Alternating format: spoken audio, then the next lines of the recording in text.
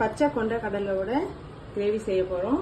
இது வந்து சன்னா மசாலா டேஸ்ட்டில் செய்ய போகிறேன். இது நைட்டே ஊற வச்சு காலையில் நல்லா வேக வச்சுட்டேன். 3 விசில் விட்டு அதோட தண்ணியும் எடுத்து வச்சுருக்கேன். இதுக்கு தேவையான மசாலா இது பார்த்துக்கலாம்.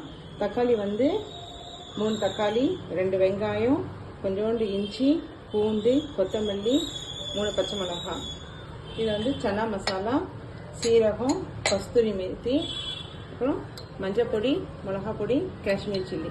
இதுதான் இதுக்கு தேவையான பொருள். இது எப்படி செய்யறோம்னு பார்க்கலாம். கடாய் வச்சாச்சு. அதில் இப்போ எண்ணெய் ஊற்றிக்கலாம்.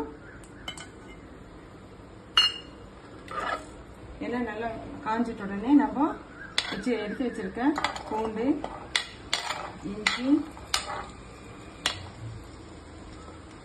பச்சை மிளகாய், இது வந்து ரஃப்பாக சாப் பண்ணிக்கலாம்.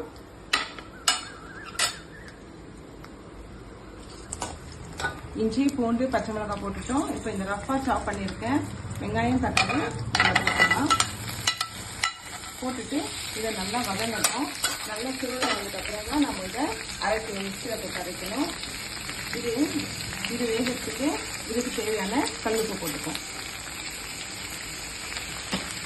இது ஒன்று போல நல்லா வெந்து வரட்டும். தக்காளியோட அந்த ஸ்கின்னெல்லாம் சுருங்கி வந்துட்டாக்கணும். அப்புறம் நம்ம இதை மிக்சியில் போட்டு வந்து அடிச்சுட்டு வரணும். இது நல்லா வேகட்டும். நான் எடுத்து வச்சுருந்த இது எல்லாத்தையும் சேர்த்து அரைச்சி வச்சு சன்னா மசாலாவுக்கு நான் மிக்சியில் அந்த வறுத்தது எல்லாத்தையுமே வந்து மிக்சியில் போட்டு அரைச்சி வழுவலுன்னு அரைச்சி எடுத்துகிட்டு வந்துட்டேன். குறகுறப்பாயில் நல்லா வழுவலுன்னு அரைச்சி எடுத்துகிட்டு வந்துடணும்.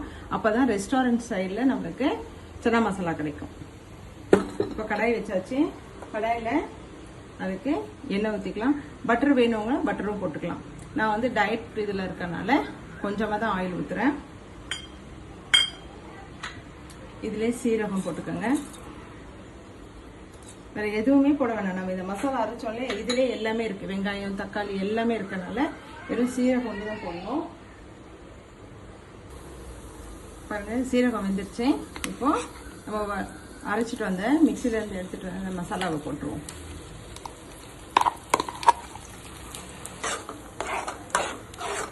ஏற்கனவே வெந்திருக்கு, அது வெந்திருக்கு இல்லையா, அதனால நம்ம ரொம்ப வேக வைக்கணும்லாம் அவசியம் இல்லை. இதுலயே என்ன பண்ணலாம், நம்ம எடுத்து வச்சிருந்த சன்னா மசாலா,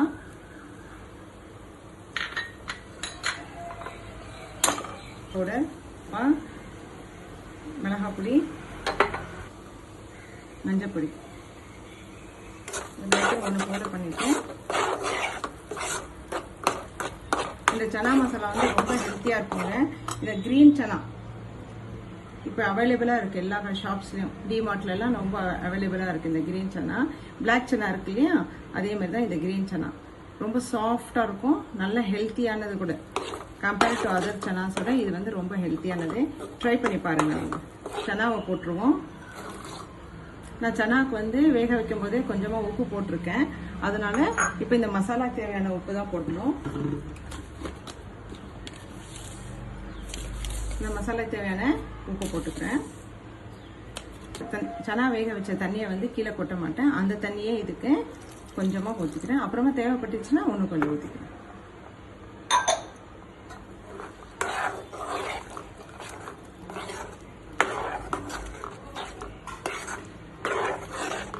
தக்காளி சப்பாத்தி மாவு பிசைஞ்சாச்சு. இப்போ இது வந்து நல்லா சாஃப்டாக ஆயிடுச்சு பாருங்க. ஒரு 15 மினிட்ஸ் வச்சது நல்லா சாஃப்ட் ஆயிடுச்சு. இப்போ இதில் சப்பாத்தி எப்படி போடலான்னு பார்க்கலாம். நம்மளுக்கு தேவையான ஷேப்பில் இதை வந்து எடுத்துட்டு நான் உருட்டும் போது காட்டுறேன். பாருங்க, மாவு அப்படியே அழகாக சுத்துது பாருங்க. நம்ம எதுவுமே பண்ண வேண்டாம். புரியுதுங்களா? பிகினர்ஸ்க்கெல்லாம் வந்து இந்த மாதிரி சப்பாத்தி பெரட்டுறது வந்து ரொம்ப கஷ்டப்படுறாங்க இல்லையா, அதுக்கு ஒரு சின்ன டிப்ஸ் சொல்கிறேன் பாருங்க. இந்த மெயிலில் தடவுற மாவு வந்து கார்ன்ஃப்ளவர் மாவு. கார்ன்ஃப்ளவர் மாவு வந்து கெடுதலெல்லாம் இல்லை, ரொம்ப நல்லது தான் அதுவும். சரிங்களா? அதை வந்து லைட்டாக கொஞ்சமாக தொட்டுக்கணும். நம்ம மைதாவோ கோதுமையோ தொட்டோம்னா அது அப்படியே அந்த கட்டையில் போய் ஒட்டிக்கும். சரிங்களா? அதனால லைட்டாக கார்ன்ஃப்ளவர் மாவு தொட்டிங்கன்னா நம்மளுக்கு ஒட்டாமல் அழகாக வரும். பாருங்க எவ்வளோ அழகாக இருக்குது பாருங்க. ஒட்டவே ஒட்டாது. அந்த சப்பாத்தி மாவும் பூரி மாவும் நம்ம சொல்கிற பேச்சை கேட்கும். அதில் கொஞ்சமாக எண்ணெய் தடவிட்டு, இது நான் மடக்கு சப்பாத்தி தான் செய்கிறேன் பாருங்க. இந்த சைடு ஒன்று, இந்த சைடு ஒன்று. பிகினர்ஸ்க்கு இந்த டிப்ஸ் ரொம்ப யூஸ்ஃபுல்லாக இருக்கும். சும்மா ஃபர்ஸ்ட் டைம் நம்ம தடவுறோமே, அவ்வளோதான் அந்த மாவோட இது.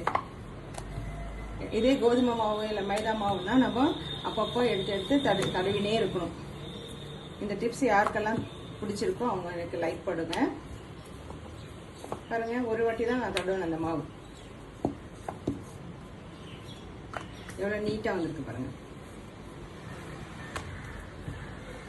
வாரத்துக்கு ஒரு நாள் நம்ம இந்த தக்காளி சப்பாத்தி இல்லை தக்காளி தோசை இதெல்லாம் செஞ்சு கொடுக்கலாம் பசங்க லஞ்ச் பாக்ஸில்.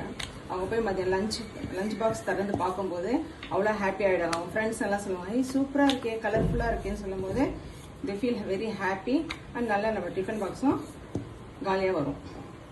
பாருங்கள், இது சுடும்போது சுட்டு காட்டுறேன். வெந்து வந்துருச்சு. இப்போ இதில் ஃபைனலாக கொஞ்சம் கஸ்தூரி மெத்தியும் நம்ம பொடிசாக நறுக்கி வச்சுருந்த கொத்தமல்லியும் அதில் போட்டுடலாம். நான் என் பசங்களுக்கு கொடுக்கும்போது என்ன பண்ணுவேன்னா, எனக்கு தேவையானதை கொஞ்சம் எடுத்து வச்சுட்டு அதுக்கப்புறம் இதில் பட்டரை போட்டு கொடுத்துருவேன். அவங்களுக்கு அப்படியே சூப்பராக செம்ம டேஸ்ட்டாக சாப்பிட்டு வருவாங்க. லஞ்ச் பாக்ஸ் எல்லாம் காலி ஆகிடும். இதை வந்து நீங்கள் தோசை கூட வச்சு கொடுக்கலாம், சூப்பராக இருக்கும். ப்ரெட்டை நல்லா டோஸ்ட் பண்ணிவிட்டு அதுக்கு சைட் டிஷ்ஷாக வச்சா கூட நல்லா சாப்பிடுவாங்க பசங்க. உப்பு காரம்லாம் செக் பண்ணிக்கோங்க நீங்கள். நாங்கள் எனக்கு தேவையான டேஸ்ட்டுக்கு ஏற்ற மாதிரி போட்டு வச்சுருக்கேன். உங்கள் டேஸ்ட்டுக்கு ஏற்ற மாதிரி உப்பு காரம்லாம் பார்த்துக்கோங்க.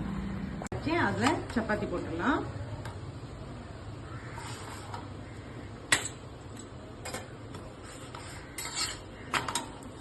சப்பாத்தி எப்பயுமே இந்த மாதிரி ப்ரௌன் கலராக மேலே அந்த டாட்ஸ் வந்துட்டு அதுக்கப்புறம் தான் நம்ம வந்து ஆயிலோ கீயோ பட்டரோ போடலாம். நான் இப்போ வந்து ஆலிவ் ஆயில் தான் போடுறேன்.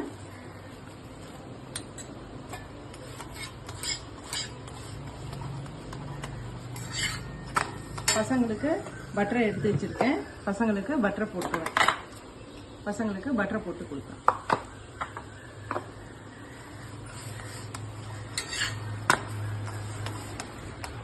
தக்காளி சப்பாத்தி ரெடி ஆயிடுச்சு. எவ்வளோ சாஃப்டா இருக்கு பாருங்க.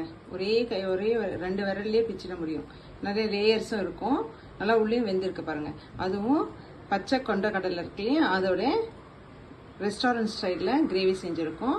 அதோட ஒரு வெங்காயம் வச்சு நம்ம சாப்பிடும்போது செம்ம டேஸ்ட்டாக இருக்கும். இது வந்து ட்ரை பண்ணி பார்த்துட்டு எனக்கு லைக் அண்ட் சப்ஸ்கிரைப் பண்ணுங்கள்.